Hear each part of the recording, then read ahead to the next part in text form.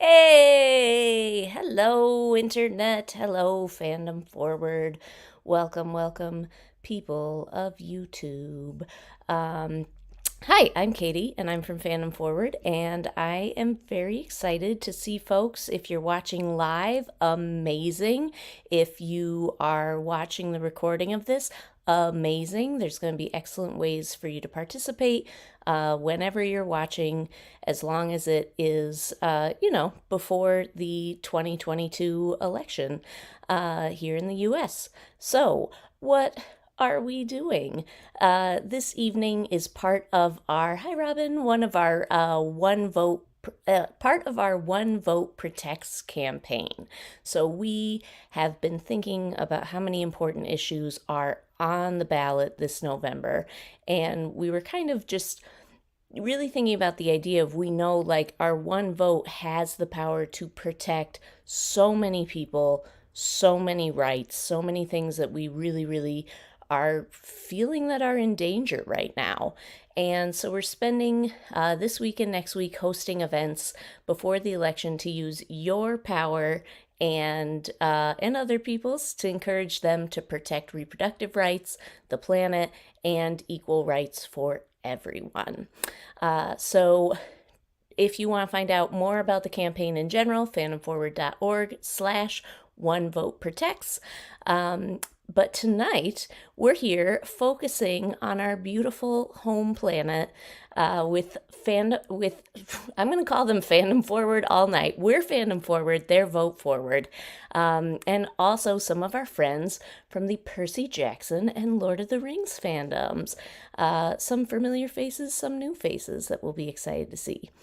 So I know there are a number of people that signed up to watch tonight that are new to Fandom Forward. So I want to just give a really quick shout out that we are a nonprofit that uses pop culture to get people engaged in social change. We work on all kinds of issues from LGBTQ rights to climate to gender justice to you name it, we've probably done it at some point. In short, we turn fans into heroes. So that's where I'm from.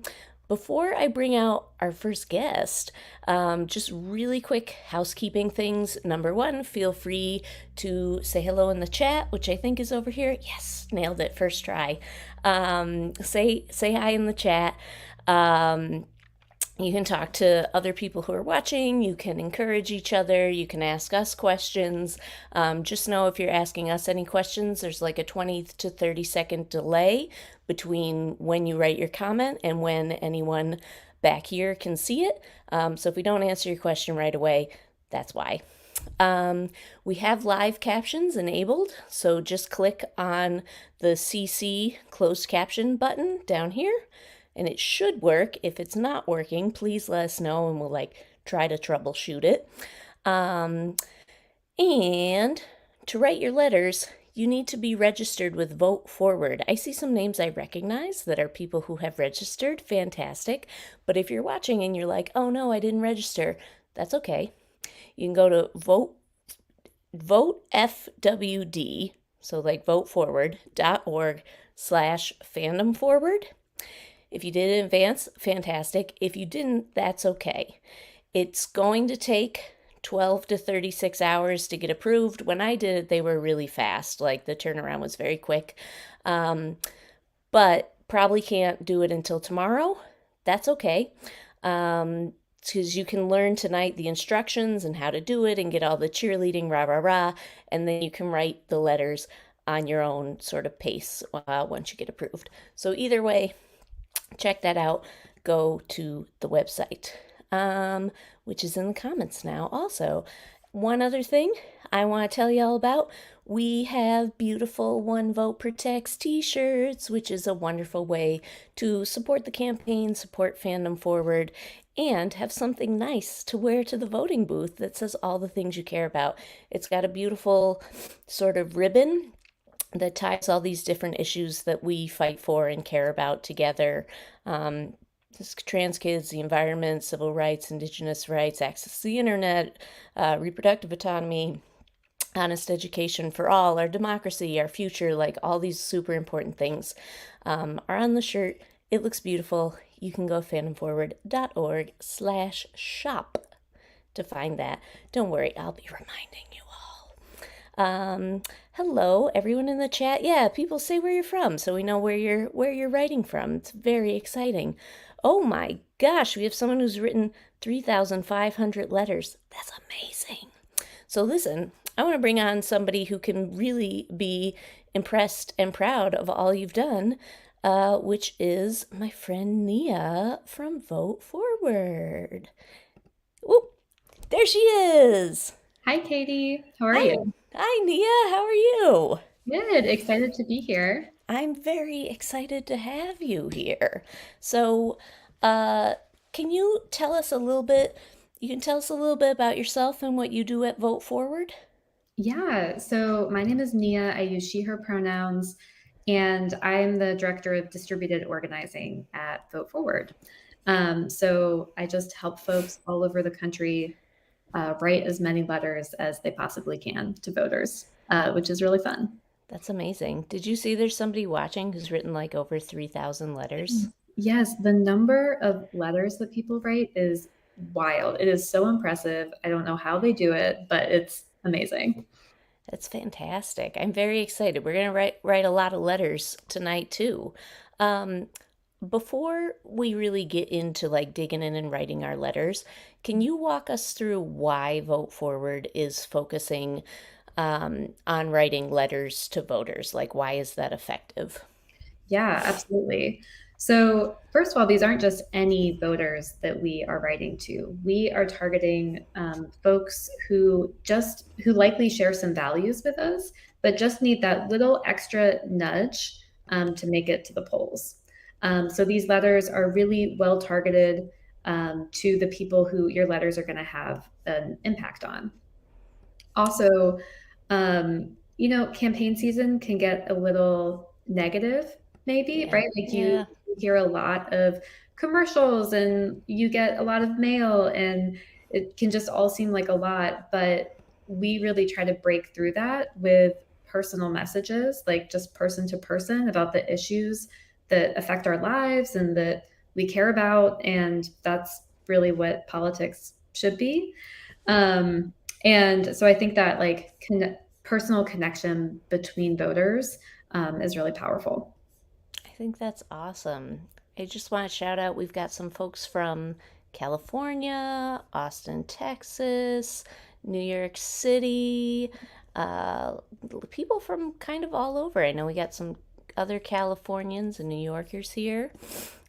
So we got people from all over coming together to do this sort of positive, focused messaging, which I think is beautiful. Um, Tonight, we are writing climate focused letters. Like, Mhm. is there something specific why y'all think that's going to be very important to this group of folks we're writing to tonight? Yeah, so just like we target to specific voters who have like a certain turnout score, we also have some data to suggest that the voters that we're writing these climate messages to are going to be persuaded by that particular issue. Um, Also, climate and also reproductive health rights and justice has been two of the main issues that we hear about from our volunteers. So, other Mm, people who are writing letters when they're talking about their motivation to vote, climate is one of the issues that we hear over and over again. So, we really wanted to kind of create a space for people, our letter writers, to talk about that in kind of a more focused way. yeah, very cool. We have the same thing that everybody's talking to us about. We want to talk about repro rights and we want to talk about climate. So that's why we're together tonight. So exciting. So you are going to take us through a little letter writing and personal story training. Yeah, All because right. these letters are like a form letter, so you kind of write in what your motivation or why you vote. And so I'm gonna do a little training on sort of the logistics of letter writing, and then kind of how to craft that personal message. Fantastic. Is this where I share the slides now? Is that the time is now? That would be great. Thank This you. is why people come to us, for the high production value. All right. Yeah. So, welcome. The Big Send is our campaign because we all send letters on October 29th, which I will talk about a little bit later. So, our agenda tonight, if you could go to the next slide. So, I'm going to do like a short introduction to Vote Forward, why we're writing letters, do the letter writing training, and then personalizing your message. We're going to do a little brainstorm together of the messages that we're writing to voters. I love it. I love brainstorming. Yeah. But we all know, I want to talk a little bit more about the sort of the data behind these letters. We all know that midterm elections just come down to turnout. And Vote Forward has been doing experiments for years. We've written literally millions of letters. Well, our letter writers have written millions of letters, and volunteers across the country. And we've done some independent analysis on our research. So we know that the letters we're writing together are one of the highest impact ways ever measured to increase voter turnout. Like these letters really work. And in an election year where so much is at stake, increasing civic participation is really the best chance that we have at strengthening our democracy. And these personal, heartfelt, encouraging messages that we're writing to voters who may not otherwise vote, like inspire them to head to the polls and make their voices heard. Like I said, our aim is to break through the noise and negativity of campaign season to reach those folks who just need that extra nudge to cast their ballot. And like you said, this work can be done safely from anywhere. So we can do it virtually, like tonight's event. You can do it solo when it best fits your schedule. It's a great campaign activity for introverts. And we've done the research and designed these letter campaigns to ensure that your work is focused on increasing turnout in key states and districts across the country. And just a little more data, people who received Vote Forward letters in 2020 voted at a rate that was 0.8 percentage points higher than our control group. So that may not sound like a lot, but it really is, given the really razor-thin margins that we see in states like Wisconsin and Pennsylvania. This increase really is enough to change the outcome of an election. Especially because you're not talking about 100 people. You're talking about millions of people that you're reaching out to. Exactly. Yeah. So we're really excited to just keep writing, keep experimenting, keep improving, and we couldn't do it without people like you writing. Yeah. So if you could go to the next slide, I'm going to talk a little more about the logistics of letter writing. So actually, before I start, if you haven't adopted your letters yet, I'm going to show you how to do that at the end of this training. The kind of letters that we are writing today are nonpartisan, which just means that we don't mention parties or candidates by name. The letter is a form letter. It's customized for each voter. It has their name at the bottom, and the letters are personalized by volunteers like you, which is that secret sauce in making them effective. And we're mailing these letters October 29th, the day of the Big Send, where we send all of our millions of letters. So please hold on to the letters, keep them somewhere safe, and then mail them on the 29th, which is coming up. Just as you're out getting your last minute Halloween candy, swing by the post office, drop it off. Yes. Treats for everyone. Go to the post office in costume. Next slide, please. Some other things to know about writing letters. Please write them in English, since we don't have a way of knowing someone's preferred language. Print is recommended because it's just a little easier to read for most people. And actually blue ink is recommended because it stands out against the black ink. People can really tell that it's handwritten. But if you only have black ink or another color, that's totally fine. I love that. Seems like nonsense, but it's like a psychological thing. That's very true.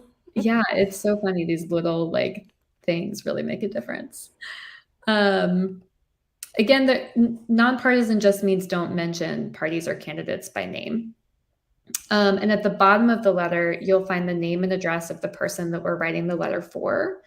So when you put the letters in an envelope, just please make sure that the name and address at the bottom match what you're writing on the front of the envelope. And we recommend signing the letter with your first and like your first name and last initial, but you can do what you're comfortable with. And for the return address, you just write vote forward underneath.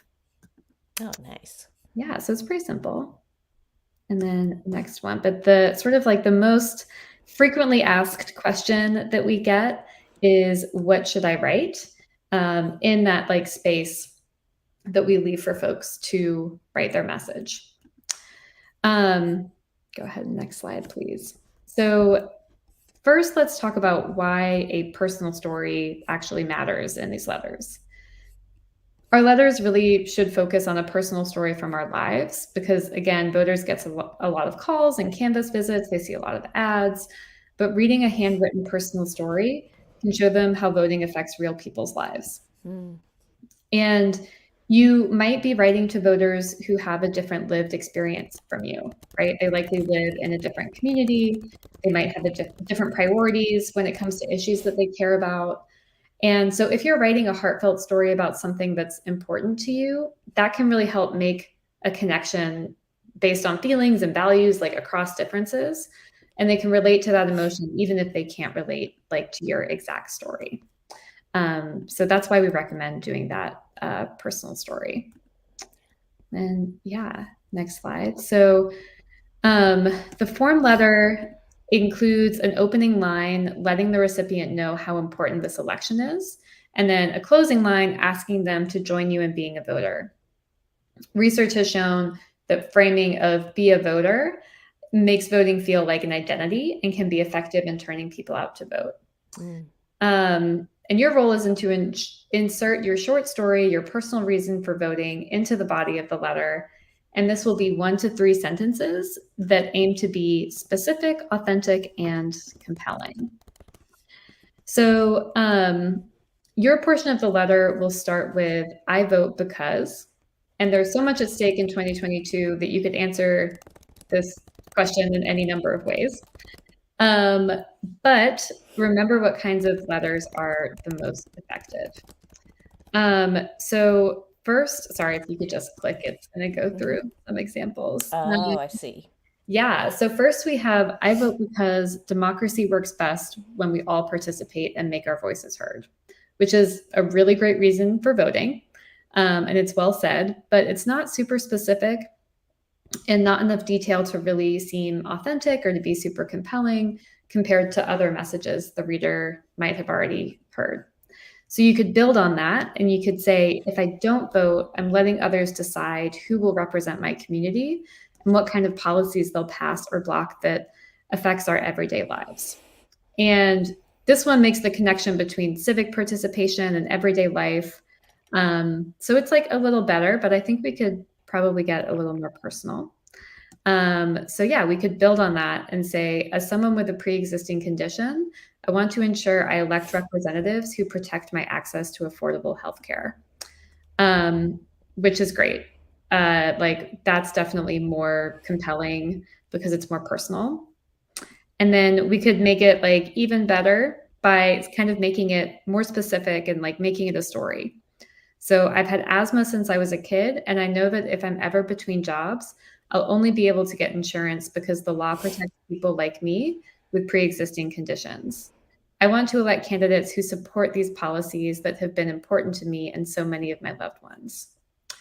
So with this example, we have an authentic personal story that goes a little deeper into the specifics of why voting affected the writer, which naturally makes it more compelling.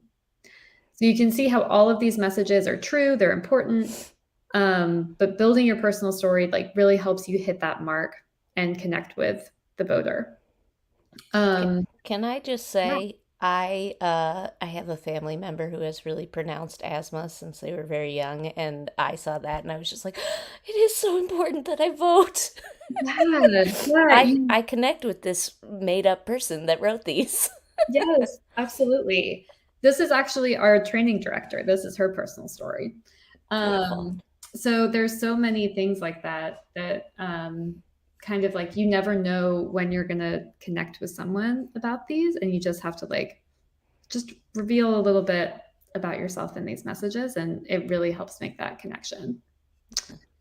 All right. So, how do you kind of start building that personal story? How do you get to specific, authentic, and compelling?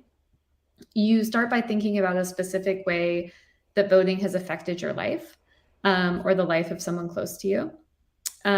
So think of a person, maybe it's you who had an experience, maybe it's a challenge, a hope for the future, or even a memory of participating in democracy. And then you'll think about how you were feeling in that situation. So we can share a few examples. So example number one, the writer's neighborhood is impacted by the California wildfires. This is the person is thinking about their own life and they come up with this example. And then next slide, please. So these are sort of the questions that you can go through and ask yourself, like, who's the person? What are they experiencing? How do you feel about the situation? And how might voting affect that situation? And then as you answer those questions, you can kind of get to a really great example. So if you go to the next slide, we kind of put that all together. And the person says, I vote because living in California, wildfires have been getting worse. And sometimes my neighbors and I can't even leave our houses because the air is so thick with smoke. I'm proud to see that my elected representative in Congress is taking action against climate-related disasters. So it's specific, authentic, compelling. It talks about why voting matters. And those are all things that we want to tell people when we convince them to vote. So I'm actually going to skip this example because we're a little Yeah. time. Forget that baby. Yeah. Yeah. Yeah. So just a couple more guidelines. So you want to, you obviously can talk about issues, right? We're writing these climate focused letters, but you may not want to write like a very specific policy preference because we don't know the recipient's policy preferences, right? And we want to build that connection. So definitely talk about issues, specifically climate, but maybe not like mention the Green New Deal or like something with the EPA, that kind of like weedsy stuff. We keep our messages positive because we don't want to turn anyone off voting. Like we want to inspire you can make a difference mentality, like invoke emotions that are about believing in democracy, the ability to take action, the ability to make a difference. And if we're too negative, we could kind of turn someone off the system entirely, right? Like risk making them believe that their vote won't matter. And that's like the opposite of what we want to do. And last, we want you to feel comfortable writing heartfelt messages that harness universal emotions like hope, fear, love, worry, relief. But writing from your heart doesn't have to mean that your story has to be heart-wrenching, right? So just focus on being authentic, and we're confident that your story is going to resonate with people. All right, so we have some prompts here to kind of help you shape your personal message, your personal story. I really love asking folks to share in the chat what kind of personal story they're sharing with voters or they're writing in their letters. So if anyone wants to write that in the chat, would really love to see that. I know it takes a minute to like write. Do you want me to share one while people are typing in the chat? I Yeah, think I that'd be have a good example. So since we are talking about climate change tonight, um, I live in my hometown. I live in the neighborhood that I went to elementary school in, and my elementary school looks very different now than it did when I went there because in 2011 we had a 500-year flood. It was only a couple years after the previous like 100-year flood. And the whole school washed, like it just was destroyed by the flood. And there was a big, I'll think of how to summarize this in a letter, but there was a big community referendum on what do we do? These kids need a place to go to school. Do we rebuild? Do we relocate? And the community ended up voting to keep the school where it was, but build a school that could withstand the next big flood. And so they built this school that is totally different looking. It's up on these big pillars, and there's all kinds of green construction and everything. And they built underneath the school is a big playground. So you can go to the playground year round, which is really unusual in upstate New York. And they put in nature trails, and they put in all these like flood resistant plants that have like ponds, like Mhm. empty ponds, but when it rains really hard, the ponds fill up and it promotes drainage. And they built this like thing that is so much cooler and used by the community so much more than it was before the flood happened.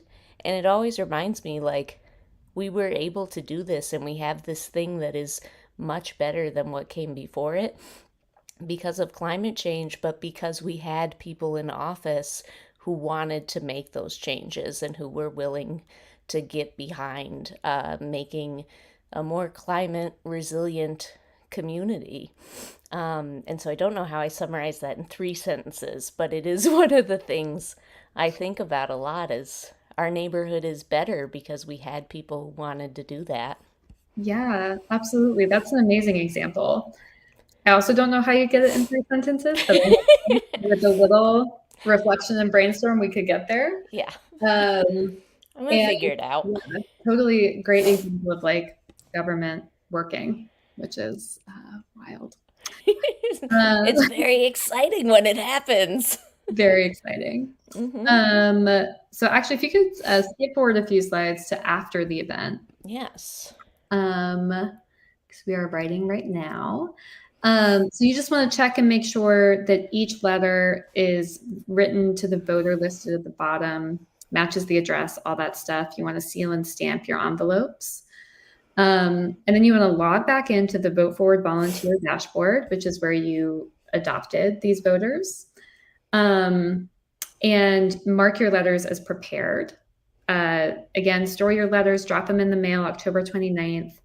And after you mail your letters, log back in to the dashboard and mark them as sent on your account, because that way we know that our letters are indeed sent. And if you haven't adopted your voters, I'm going to show you how to do that now, or how to get a Vote Forward account. So you want to go to votefwd.org, register for a volunteer account using your email, Facebook, Google account, and check your inbox for a message from hello@voteforward.org. And you register to confirm your email, continue with the registration process. You're going to be asked to answer just a few quick questions just to make sure that you're not a robot and that you're writing letters in good faith. And you can provide a link to your social media to help speed up that approval process, but that's optional. And we have like more volunteers right now approving people, so hopefully you get approved really quickly. But it can take like a day or so. And then when you're approved, you're going to get an email, log into your account, and you can browse the available campaigns, or you go to the votefwd.org/fandom forward, and you can get the climate letters that way. Adopt the number of voters that you wish to adopt, print your letters, and then you are good to go. Yay. And that is it from me. Thank you guys so much for being here and writing letters with us. We did it. That was excellent. If folks have questions, feel free to put them in the chat. We will do our best to answer them. Nia is going to be departing, but she will be with us on the internet, and we'll be able to get answers to your questions either tonight or tomorrow. Always, Yay. always on the internet with you. Yeah, we're very online. Nia, thank you for being here. This was super, super helpful, and I just adopted some voters myself, so I'm very Yay! excited. Exciting. Yes, thank you so much for having me. And Yeah, good luck tonight. Thank you. Have a great evening. You too. Bye. All right, folks, now we know how to adopt our voters. I just adopted a number in Pennsylvania, as you all can now. Um, let's bring on, well, we have some more guests coming on because we are, as we mentioned, we're big nerds. We're fandom forward. We love story and heroes and everything. And so we are going to bring on one of our friends from the Percy Jackson fan creator world, which is Carter from Seaweed Brain Podcast. Yay! Hi, Carter. Hi. Hi. This is so exciting. I get to talk to Erica all the time, but now I'm getting to talk to you. This is thrilling. Yeah, Thanks for being here tonight. thank you for doing this. Yeah. Yeah. Yeah. Carter, can you tell us a little bit about who are you and who is Seaweed Brain? Or Seaweed Brain Podcast? Answer however you want. Sure, sure. So I am one of two co-hosts of Seaweed Brain, which is a Percy Jackson podcast.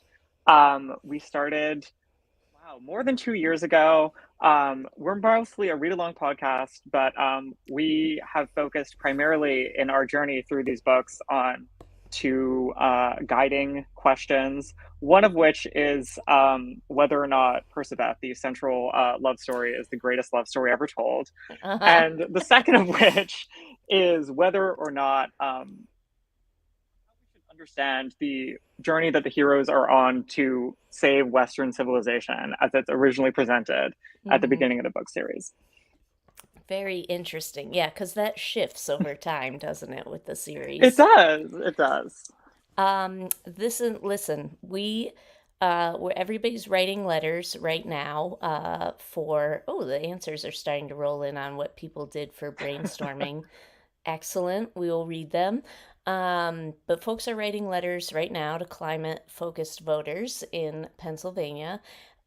We have some folks who are kind of new to our sphere. So do you want to give like a very quick download of like who is Percy Jackson and why does he care about the climate?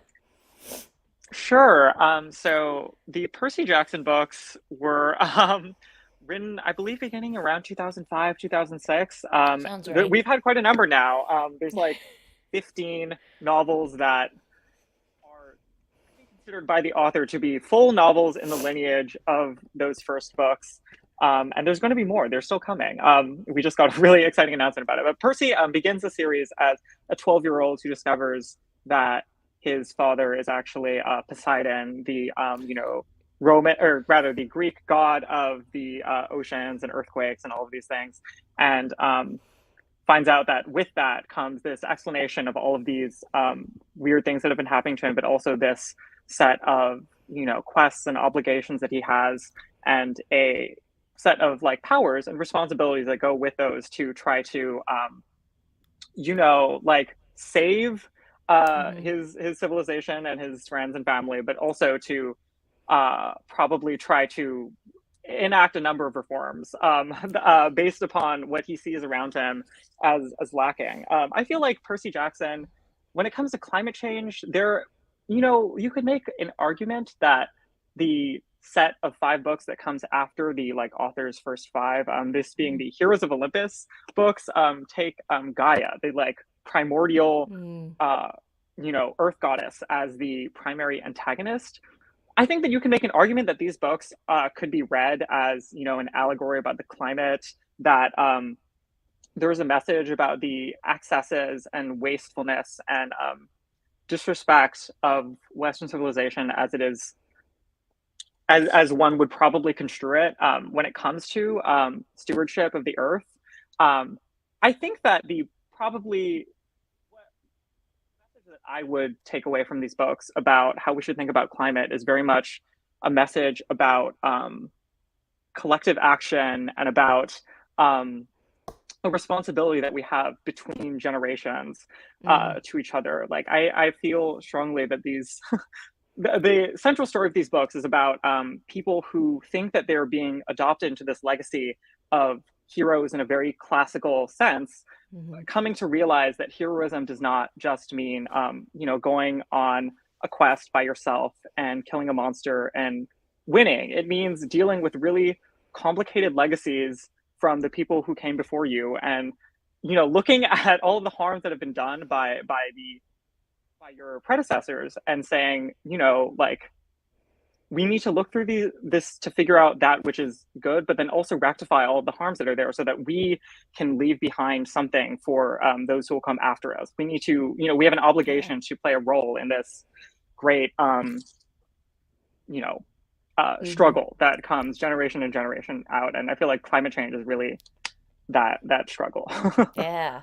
One of the things I love about the Percy Jackson books so much is because I feel like it does a particularly good job of sort of saying, you have heard these stories before. We have fought these fights before. Your ancestors did this. The people who came before you have already Absolutely. fought these fights, and you still have to fight them now.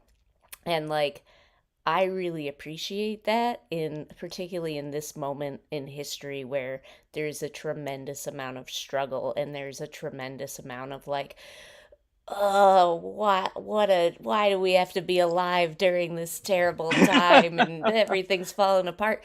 And it's good to look back and be like, no, there are people who have been fighting for the same kind of rights and action that we're fighting for now. Like, yeah, climate change has caused us to need to level up in the fight. Yeah.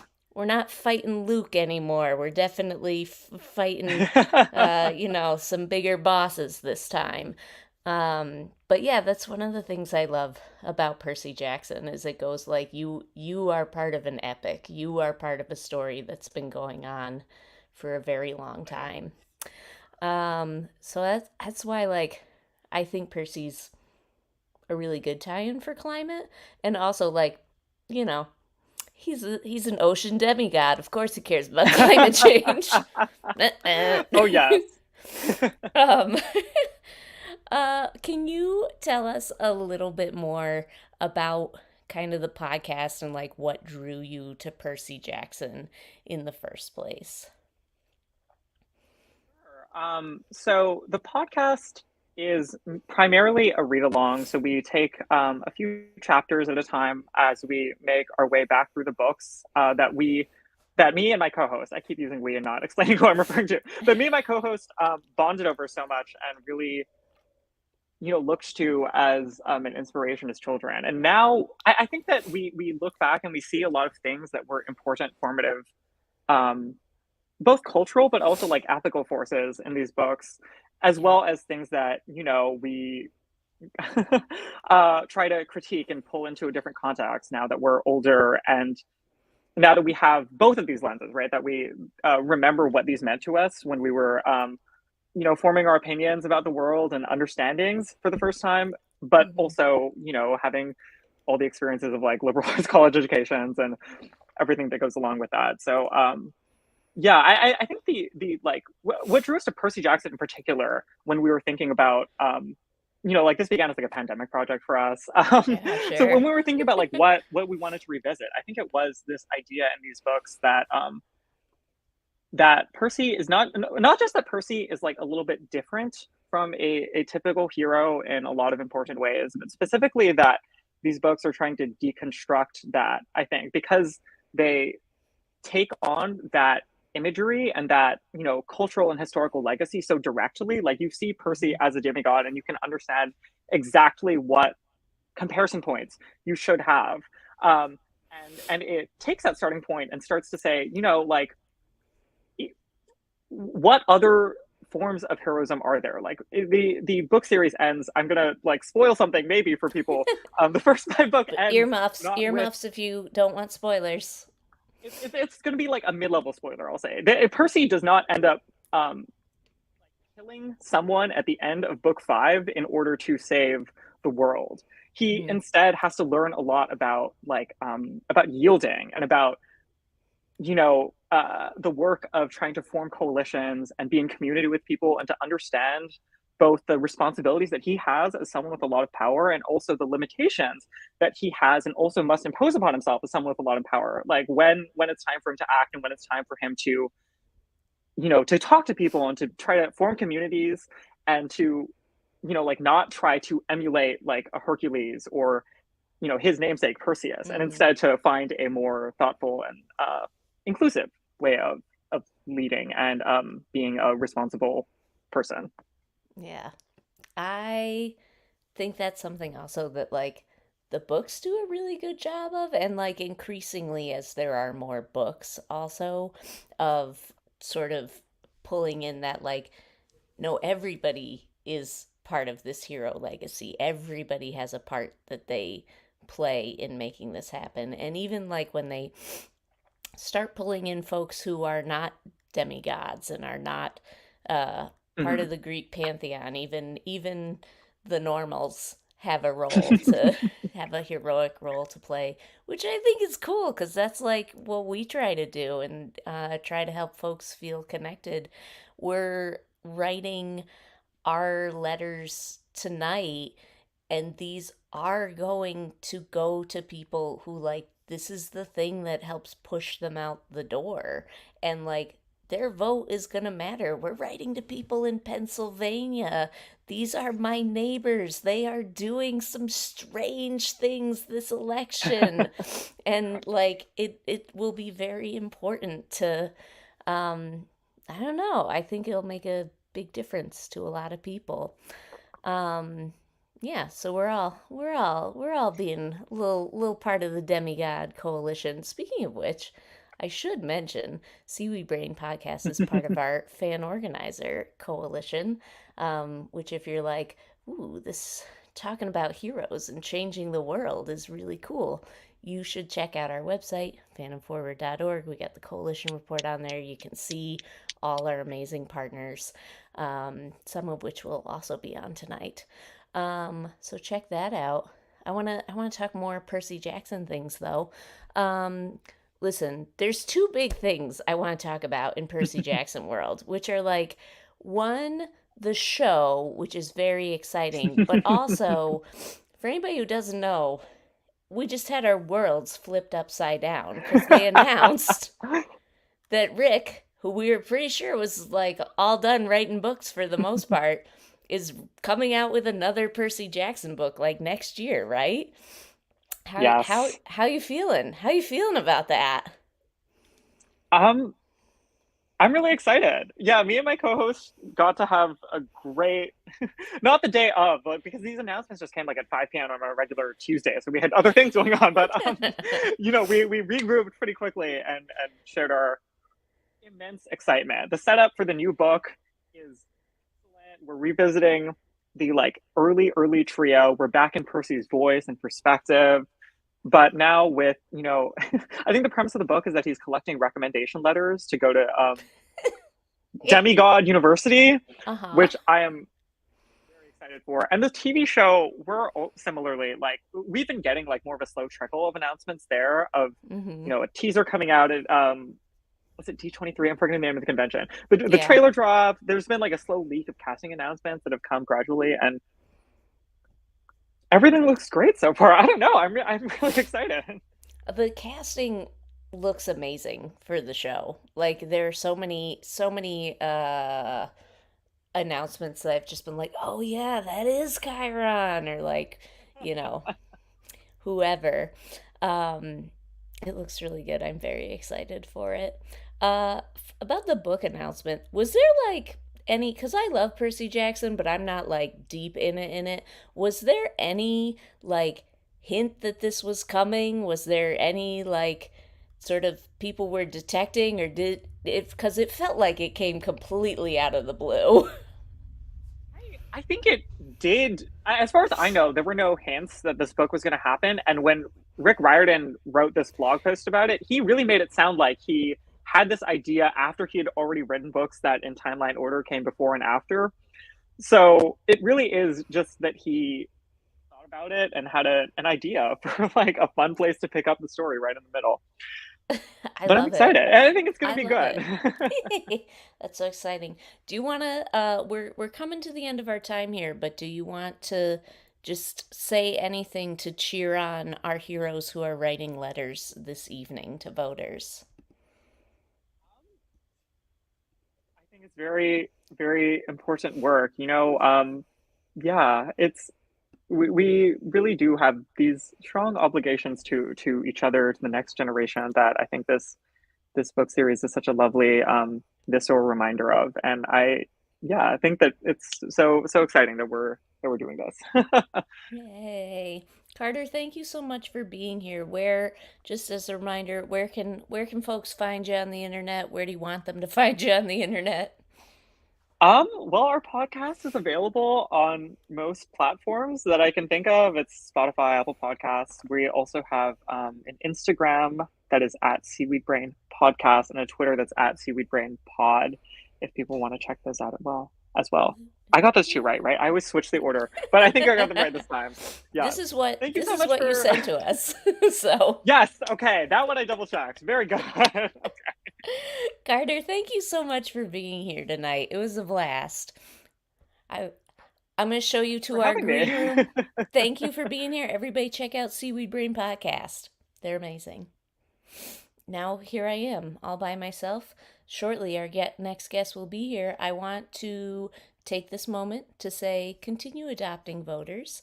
I can see, I used to be able to see in our dashboard here how many were getting invited. Now it closed out for some reason. But you know what? It was a whole bunch before it closed. I also want to promote fandomforward.org/shop. We have our beautiful One Vote Protects t-shirts that are up for sale right now. All of the proceeds go back into supporting the campaign and helping us reach more voters. And if you buy it now, it will arrive in time for Election Day, and you'll have a cool nonpartisan shirt that you can wear to the polls. Enough about that.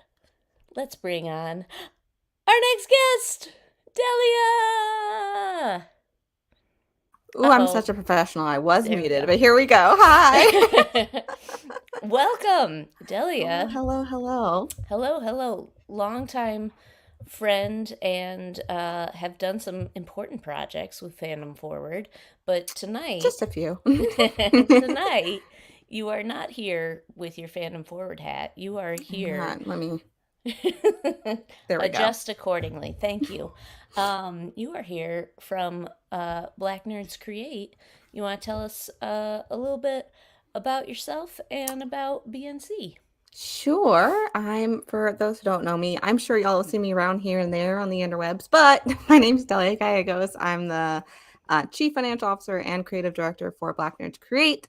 Black Nerds Create is a collective that provides content through the lens of critical and creative fandom in order to advocate for and contribute to meaningful representation in media for Black folks specifically and systemically marginalized people in general. We do a lot of cool stuff over there. We have a lot of cool content, which we're going to talk about.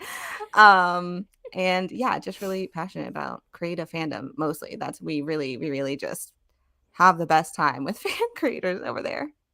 Y'all churn out a prolific level of content.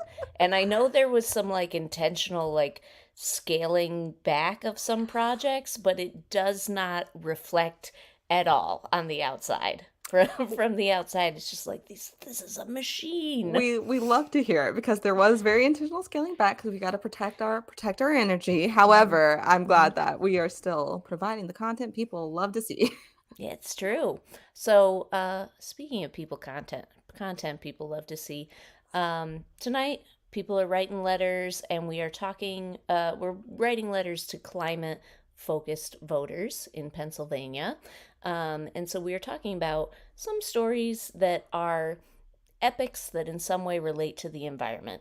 Now, very clearly, you are broadcasting from the Shire. I am. I flew specifically to broadcast. I thought it was the most appropriate place to broadcast from. Have the hobbits been hospitable to you? They've been hospitable. The Wi-Fi is not great, but we're making do. That makes sense. They don't seem like a big connected kind of people, They are not. internet wise. But what, since you're in the Shire anyway, what has BNC been doing around Lord of the Rings lately? Boy, so much. We've been The Rings of Power, for those who aren't in the Tolkien fandom, just came out. The first season has completely aired now over on that website. Prime. And yeah, on Prime. And in the lead up, we were dropping what was once our limited podcast behind a Patreon wall called Tolkien Black Girls, but and we Love released it. that to the public, added another special episode for The Rings of Power right before it dropped. We also have been pushing and engaging with folks on the hashtag Tolkien Black Folks, where Black, Tolkien fans can just chat with each other, share memes, the whole shebang. And then most recently, once that it was actually airing, we were doing live tweets with Fanology alongside Yvette Nicole Brown, the Nerds of Color, Geeks of Color, and Daisy Geek Girls. And we also did some spaces, which those just dropped on podcast feeds where you can find them, Tolkien Black Girls. If you want to check those out, they were a whole lot of fun just discussing episode by episode. I think I got it all. This is what I'm talking about. This is so much. That's been awesome. It's been very cool to see this like new-ish. I mean, I know it's based on like existing lore and stories, but to Absolutely. see this story in a new way has been very So cool. fun. So Yeah. cool. It's given me so much joy. Like I've always been in fandom. I'm a nerd. We all know. If you're here, you know how it is. But I just feel so reinvigorated after The Rings of Power. I love it. I love it. So I want to talk a little bit about what we're talking about tonight and the climate. I'm curious, like, what do you think are some of the connections that you see between Lord of the Rings, Rings of Power, the whole The whole thing. pantheon there, and the I think climate? Yeah, I think there's a whole lot. It's noticeable even in the original trilogy in the movies, but like Tolkien's works definitely show connections with like environmentalism and themes of like concerns about climate. He Mhm. was super, super concerned in his lifetime with like the encroaching of industrialization on English countryside. Like it was something he hated to see. He wanted Yeah. to like preserve nature. He wanted a natural way of life. And like this is very much in his works and tradition.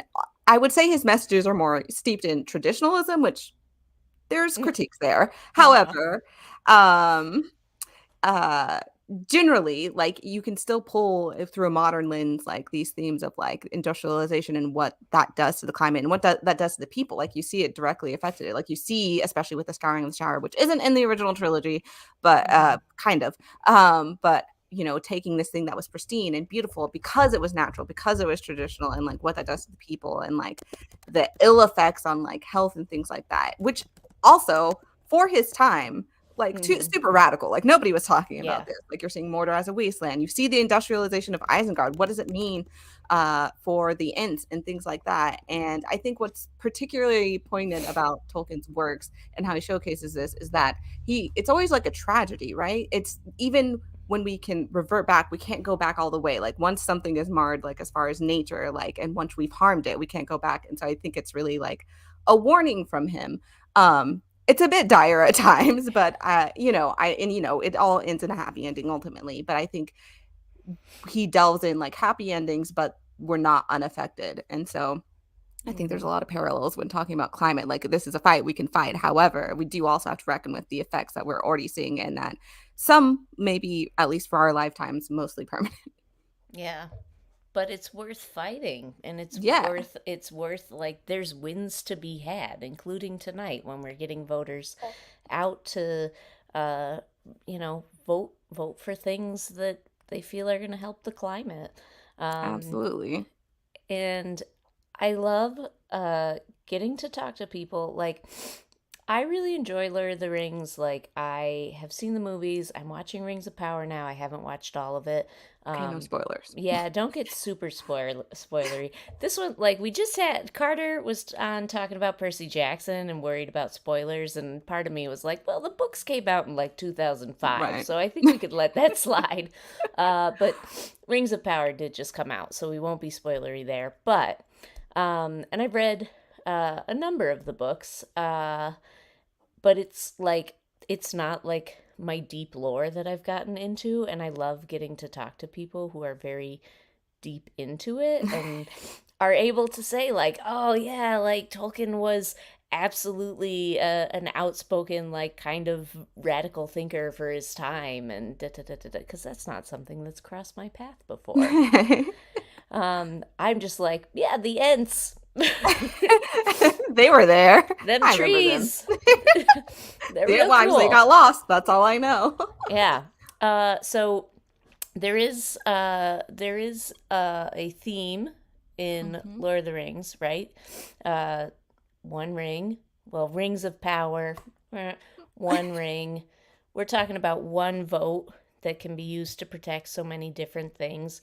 Uh, do you think there's anything that Lord of the Rings can kind of teach us about using our one vote to Oh protect my gosh, others? so much. I really love this question because that's what the story is about, right? Like I mean, if you look at the it depends, where in the Tolkien lore, but especially the original trilogy for sure. That's what it's about, right? It is about like small people doing small acts, I guess you could say, that eventually lead to the greater good, right? Like you have Galadriel says to Frodo in the movies that even the smallest person can change the course of the future.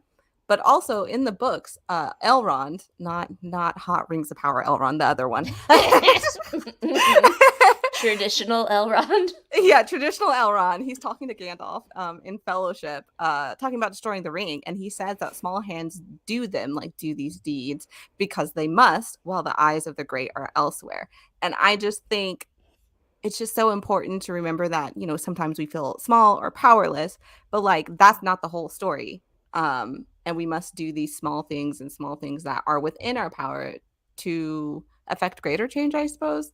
Mhm. Or like in Rings of Power, hello, that is the whole story of Nori and the Harfoots. And I'm, no spoilers, but she does say at one point, without friends, what are we surviving for? Like her whole story is about doing what she can and what is within her for others, right? Like not even just, for myself, but she's like, this is what it's about. That's why we're here, is to do what we can for others. So, She is a real like I can see her being a fandom forward member. Like oh, absolutely. 100%. I, I saw her and I was just like, I know this girl. I know this girl. I've She's interacted with her many times before. She's been at many a con. yeah, that's funny. Listen, I know that this has been such a joyful project for y'all, and you have come up against like a space in the Tolkien fandom that has some hot garbage, hot non-joyful garbage going on. Very much so. Um, so I really like I don't want to delve into that because that's like your space is much more joyful than that.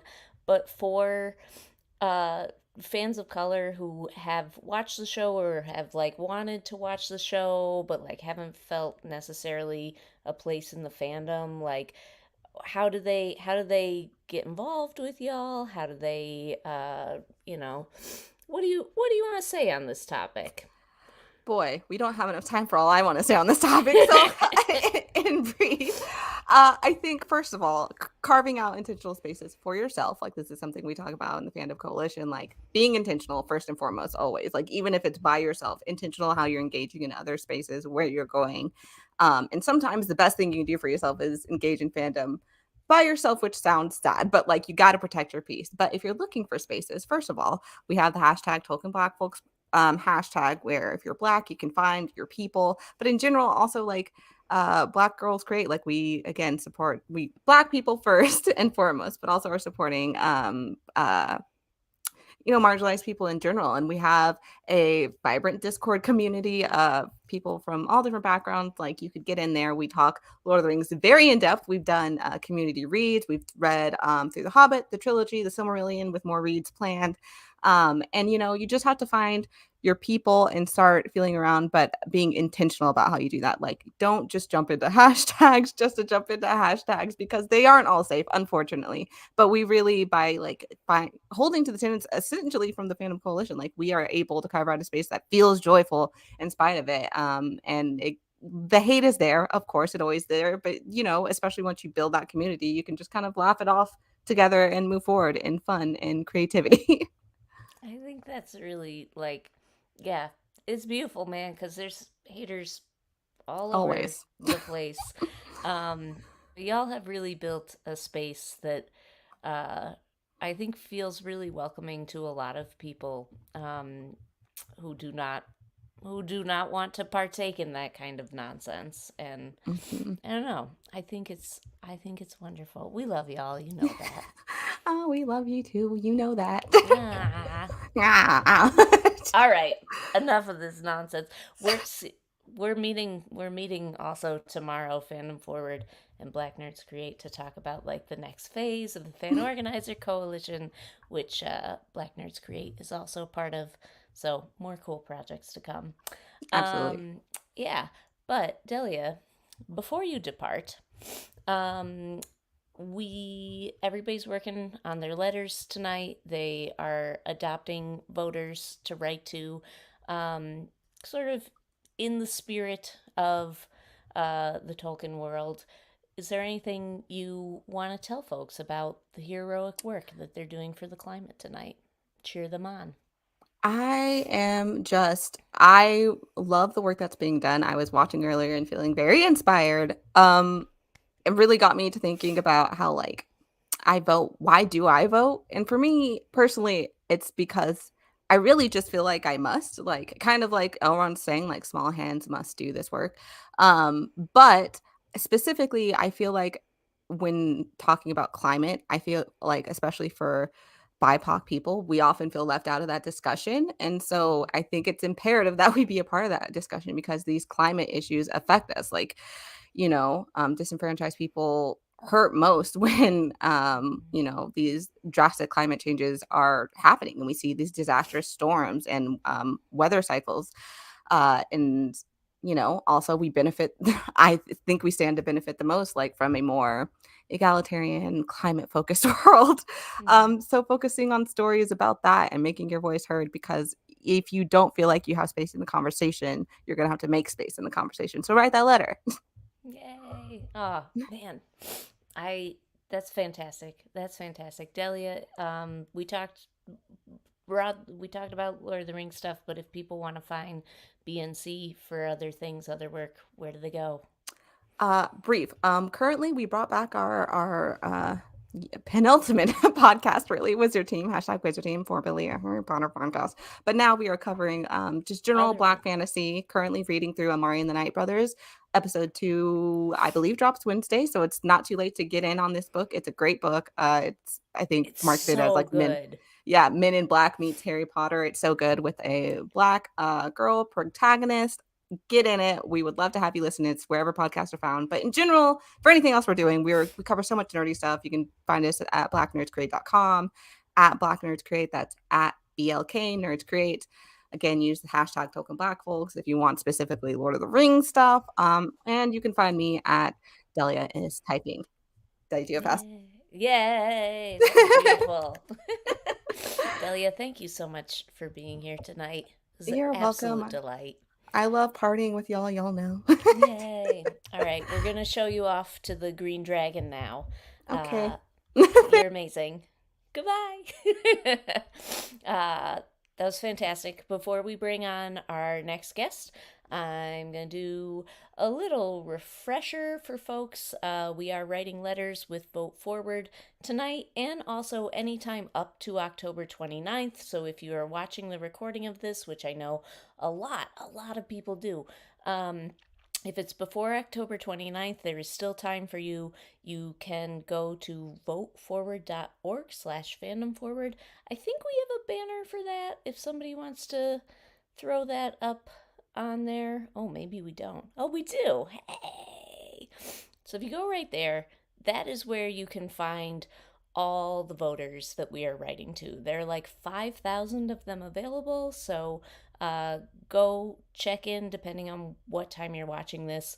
There might still be people available, but it's very easy. We are writing climate-focused letters to folks who are really moved by climate stories, and so you want to talk about authentic, specific, compelling story of why it is that you're voting and why it is you care about the climate and why voting is going to matter to the climate.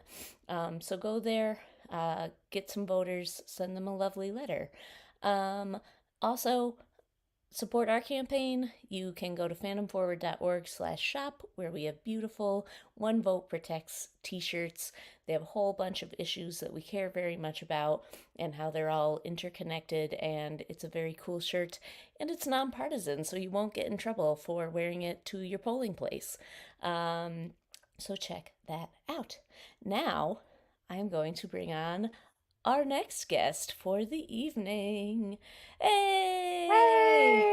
Mary Clay, hi, how are you? I'm good. How are you? I'm very excited to have you here. I feel like we have interacted in every medium except YouTube live stream. Yes, So I believe so. this is a new milestone for us. I'm very excited. So can you tell us a little bit about who are you? What brings you here? What's your podcast? What's going on? I didn't realize we have an all podcaster guest list today. Let's keep the good It's times because we're the rolling. coolest. We're the coolest kind of people there are. I say that 100% sarcastically. Yeah, I host a podcast called That's What I'm Tolkien About. Amazing name. Thank you. The name is what came to me first. I was like, wow, That's What I'm Talking About would be a great Lord of the Rings podcast name, but I don't know anything about Lord of the Rings, so that I can't host it, but someone else can. And then I was like, well, there are a lot of podcasts out there of people experiencing things for the first time, so that's what I did. I read the books, I watched the movies, I read The Hobbit, watched the Hobbit movies, and I'm almost done reading the Silmarillion now. Oh I'm my very, man. That's yeah, deep. very I was very grateful because the Rings of Power season 1 kind of gave me a little bit of a break, but now I have to go back in. So Silmarillion is where I love it. All of it's great. Silmarillion is where I tapped out because I started reading that book Yeah. and I was like, it's too deep. It's too deep it's in rough. for me. There's too many characters and names. Even more confusing, there are characters and names that have the same names as things that we know from Lord of the Rings, but they are not the same people. There's a Denethor and there's a Boromir, but they're elves and they die very early on in the first age. So It's so funny because, like, in real life, I can tell the difference between people who have the same name. But in a story, I always have this sense of, like, how dare they give these people the same name? it's were very they, difficult. what were they thinking? So we talked a little bit about this with Delia, but as you know, tonight we're writing some climate-focused letters to help drive folks to the polls in Pennsylvania. Really important state when it comes to elections. Yes, they've very important work. Everyone who's doing these letter writings, I need to find some time later this week and do some very important work for everyone doing that. Yeah. It's fun though. It's like a little pen pal situation. Yeah. Oh my gosh. Get an eagle to come by and deliver your letter for you. Is that how mail works? Only if it's convenient for the Eagles. So probably I wouldn't rely on the Eagles to deliver these letters. Do they have a postal system in Middle Earth? Like, it's probably just people riding on horses, right? The only thing I can say to speak to the postal system is that in the Fellowship of the Ring book, Gandalf leaves a note to be delivered to the Shire, telling the hobbits like where he is and where to meet them. And the barman that he leaves the note with forgets to deliver it, forgets to Okay. send it. So So really kind of a shoddy system that they're yeah, working with. yeah, we're probably better off in this world. It is really, the postal system is something. I know there's all kinds of problems with it, but it is something that makes me realize, like, wow, we have come a long way as a society. That for the most part, all your letters you're going to write tonight, they're going to get delivered and they're going to be read by a real human being on the other side. And that's very exciting. Yeah, that's a beautiful. I love it when I know that there's another person on the other side, because in Yeah. the internet age, I feel like you don't always get that. You I can't know. always know if someone's going to be reading it or someone's going to be receiving it. I also think if you're writing a lot of letters and your hand's getting tired, there's actually kind of value in this kind of exercise, because if you screw up and like have to cross something out, like that's very authentic looking. They're gonna know a real person wrote that. Um, there you go. Let's talk about Lord of the Rings. Um, what we talked a little bit with Deli about this, but what do you think? What do you find are some of the like broader connections between Lord of the Rings, Rings of Power, etc., the whole pantheon, and climate and what we're experiencing now? Yeah. First of all, just the fact that Tolkien was a huge tree hugger. That boy loves some nature, and you really see that come through in all of his writings. And sometimes it's very annoying, and it's like, I don't need to know the history of this blade of grass. But nonetheless, his love for nature, his love for, appreciating that beauty really comes through. And I always love to point out that, maybe not point out because it's all, speculation or whatever, but the character Tom Bombadil is basically a Tolkien self-insert. And Tom Bombadil is this crazy guy. For people who don't know, he was cut out of the movies. I will be writing multiple letters to Peter Jackson because he cut out Tom Bombadil. But he is this like crazy guy in the forest who has this connection with nature. He is not the master of, I was just like rereading some of this chapter. He's not the master of nature, but he is there to oversee it, to take care of it, because all of these things in nature exist in their own right. And he is just there to appreciate it and value it. And that was like, Tolkien being like, isn't nature great, everyone? Don't you just want to put on a yellow hat and dance around the woods and sing a song? I think it's, sorry, go ahead. we had Carter from Seaweed Brain Pod on earlier, and we were talking about Percy Jackson, and there's a whole through line in Percy Jackson with the god Pan and the god of nature, and there being like kind of a chaotic element to Pan as well. I think it's very interesting that we have like this picture of nature as chaos. When it's not, right? Everything we know about nature is like it is all designed to work really together in beauty. Yeah, and these systems that all work together. And I think it's a funny thing that we have this idea of chaos around it. Yeah, when perhaps we are the chaos. No, so true. Yes. Anyway, that's my Lord of the Rings. No, that's great. And what's so funny, like you are absolutely right that Tom Bombadil is just like a representation of like he is a like chaotic neutral on the alignment chart.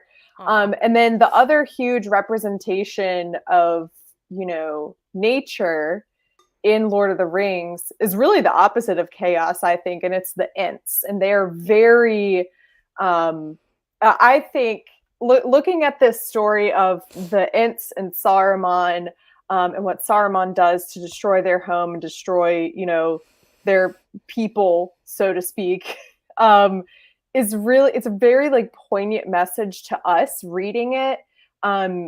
It can very easily be seen to us as a cautionary tale of this is what, depending on what story you're going off of, the book or the movie, they are a little bit different. and I did point this out because I love the Ents. They're my favorite part of the story. And so watching Two Towers for the first time, I was like, where are the Ents? This doesn't have nearly enough Ents. Where are the Ents? But either way, both of their stories end with them being moved to action and finally doing something about that. And again, it's a cautionary tale for us about, don't wait for that moment where, so the Entwives are gone. They have like no more Entlings. A lot of their world has been destroyed. There are basically no more Ents anymore because of this, Saruman and other greater evils moving in on them. And they're this dying species. And luckily they do stand up, and just that part in the Two Towers movie, when they're cutting back and forth between Helm's Deep and then the Ents marching on Isengard, and the flood is coming up, and then that one Ent that's on fire like sticks his head in the water to let himself out.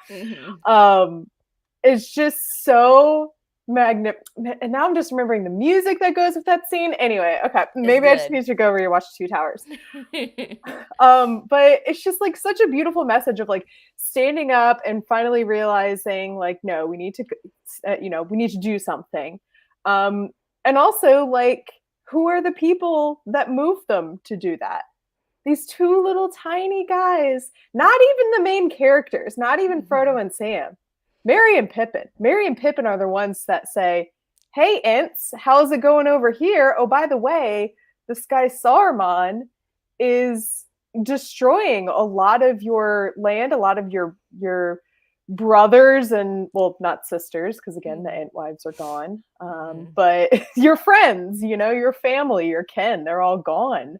And what's left of you, you have to do something. And that's so wonderful of story to read, and a little bit scary when you're like, oh, Tolkien wrote this 70 years ago and it's still, relevant and hitting home today. We are always fighting the fights that our ancestors fought before us. This is not a fantasy book at all, but there's a book called Four Lost Cities, and it talks about some really like ancient cities. The most famous one in it is Pompeii, but there's Cahokia and a couple more. And there's a chapter about one that is in Cambodia, and part of it talks about how they have like records from the city at that time. We're talking like thousands and thousands of years ago, but where the like king basically was saying, we're building this reservoir so we have, lots of abundant water in the city, and I want to make sure that it runs in this direction because that's the direction of the king, and it's really important that the reservoir be built to honor me. And then there are like engineers of that time who have written down like, if we do this, there's going to be flooding, like really big flooding. And they're just like, no, there won't. It'll be fine. I'm the king. Listen to me. And so they had to, like, they built it, and they think that's part of why the city got abandoned, because there just ended up being all these floods. And this is not something that is happening in 2022. This is thousands of years ago. Thousands of years ago. Like, climate change, it's big, it's kind of new, we know we gotta take action on it, but like we are fighting a fight that are, heroes before us have done, the Ents before us have done, and we can do it too. And whether you're like Frodoing about it and being the main character and taking all the energy, or you're like a Merry and Pippin, and all you want to do is just eat some breakfast and have some laughs and have a good time, you can be a part of the fight too. I love Merry and Pippin. Like, I love Merry and Pippin for just being the heroes that are like not meant to be the heroes. I know. Clearly. I love it so much. Yeah. Yeah. And just even more so that like they kind of just it in the books it's a little bit different in the movie, but in the books they go on this quest like purely for the sake of friendship. Yeah. And you know, rather than them like stumbling into to Sam and Mhm. Frodo as they're running away with, you know, stolen vegetables. But they like they're like, oh, you have to go do something very crazy and, you know, daunting. We're going with you, and don't you dare try and tell us no. I think it's beautiful. I mean, that's part of why everyone connects so strongly to the whole like Tolkien world, I think, is because like Mm-hmm.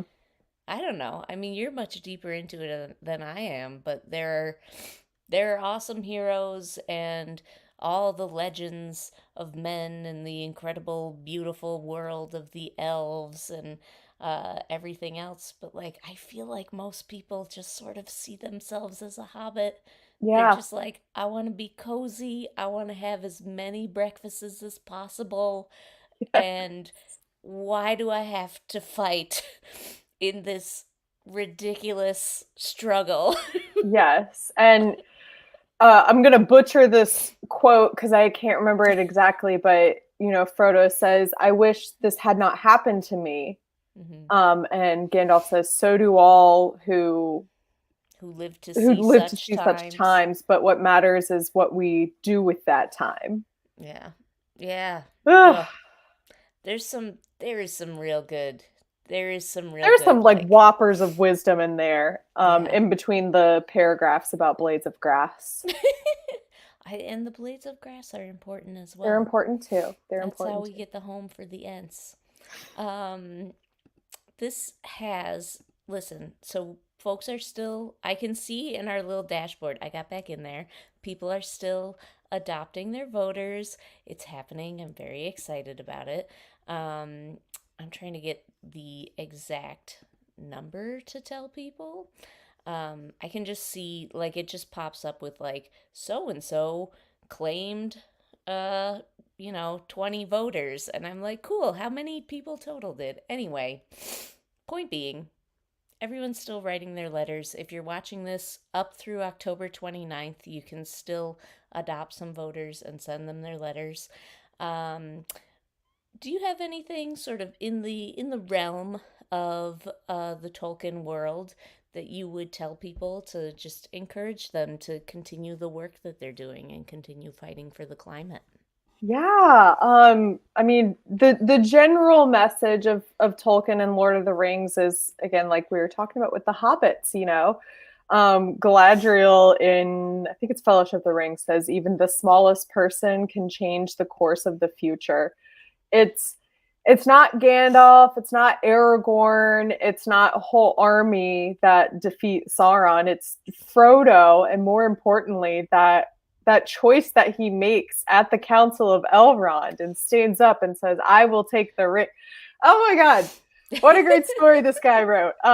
It's just so, isn't it just so great? Oh my God. And then, but also at the same time, you know, it's not just on you. You also have this fellowship coming together, and they are fighting and they're using their own strengths to do what they can on this, you know, battlefront. And they're like, okay, well, our friend Frodo's at Mount Doom. What can we do to help? How can we use our resources? And Aragorn's like, I'm gonna push through these doors and look really hot doing it. And Legolas is going to use his elf eyes to you know beat Gimli in their counting game. So Yeah. just so many like wonderful messages about people coming together from all walks of life and doing what they can in, you know, a fight against evil. And it's scary when we're talking about climate change because it's like the bad guy, you know, the bad guy is us. The bad guy is, it's so hard, and it's so, you can feel so out of control. And that's why, you know, elections and voting is can be really great is because it's a way for you to step up and use what power you can in situations like this where you're like, I don't know what to do. What steps do I take? And voting is such a wonderful, powerful thing that you can do. Yeah, that's fantastic. That's fantastic. And Also, I'd love to give a little terrible, maybe history lesson about something that I learned that I just find so fascinating, which is in the 60s and 70s, there was like a counterculture movement that used the phrase Frodo lives as a slogan, as a rallying cry of, kind of banding together and like, hey, the little guy, isn't going to get kicked down. We're going to get up and we're going to keep fighting. And Frodo lives even went beyond like a people who are familiar with Tolkien. And I love that. So if you're writing a letter, maybe, add a little PS and do a hashtag Frodo lives or something. And then people will be like, what is this person on about? Or maybe they'll see, hey, they like Lord of the Rings. I like this person. I am going to go vote. This is not a small fandom. Like, there's a very solid chance you put something like that in there and people are going to be like, I do have warm feelings for Frodo and I will go for it. Like, tell your personal stories in these letters. And if the personal story includes Frodo, just own up to that. Just do it, because there's a lot of people like you that will love it. Mary Clay, thank you so much for being here this evening. Thank you so much for having me. I hope I didn't scream too much about Ents. You screamed exactly the right amount. That's why we wanted you here. If people want to hear you screaming about Ents in other places, where should they go? You can listen to my podcast, That's What I'm Talking About, wherever you get podcasts. There are new episodes every Tuesday, so there will be one out tomorrow. If you've been watching Rings of Power, tomorrow's episode will be a kind of recap of all of our feelings and thoughts on the season 1 as a whole. There were a lot of thoughts. And then you can follow the podcast on social media at Tolkien About Pod. And you can follow me on TikTok at MC What's Up. Yay. Awesome. Thank you so much for being here. I'm going to send you off to the Green Dragon with Delia. Yes, I can't wait to join her. It's going to be so fun. Have a great night, Mary Clay. Everybody, those folks were amazing. I too have never thought about the industrialization of Isengard. Like, not really. And that's really cool to think about. So many of our epic stories are climate stories and environment stories, because we are so tied to the earth and to what happens here. And that's why, like, what you're doing tonight, or if you're watching this during the day, what you're doing today is so valuable. It is so important to make your voice heard and to help drive folks to the polls. There's a million things we can do to help the climate. This is the one we're doing right now. So, reminder, if you are watching this after the fact, it's not too late. If it's before October 29th, you can go and adopt some voters to write to at voteforward.org/fandomforward. Right there. And we have about 5,000 voters that we're sending letters to. Less than that now, I can see in the backside. But go ahead and adopt some voters, send them some letters, send them your story of like why you care about the climate, why you care about the future, what is the thing that you are hopeful and excited for, what are the things that like it will make a difference if folks get out and vote, and tell that story. If you want to find out more about Fandom Forward or more about this campaign, it's fandomforward.org/OneVoteProtects. We have one more event that's happening next week on November 1st, and that is One Vote Protects Equal Rights, where we're going to be talking to voters in Nevada about their equal rights amendment that they have coming up. That's going to be, if it passes, it will be something that will help protect a lot of LGBTQ people in the state, also women, also other folks who fall under the umbrella of needing equal rights and not totally having them yet. So if you had fun tonight, come next week to that. You can sign up on our website. And last reminder about the shirts. They're beautiful. They're wonderful. They're nonpartisan, so you can wear them to the polls. You can wear them anywhere. And they do support the work that we do here in Fandom Forward. If you order them now, they will arrive before Election Day. I'm going to order mine, and I'm hoping to be wearing it at the next live stream. So thank you all so much for being here. If you come across questions at any point, you can reach out to us, info@fandomforward.org, or contact us on your favorite social media pages. But not here on YouTube, because we'll be on the other social media pages. So Twitter, Facebook, TikTok, Instagram, wherever it is you like to spend your time.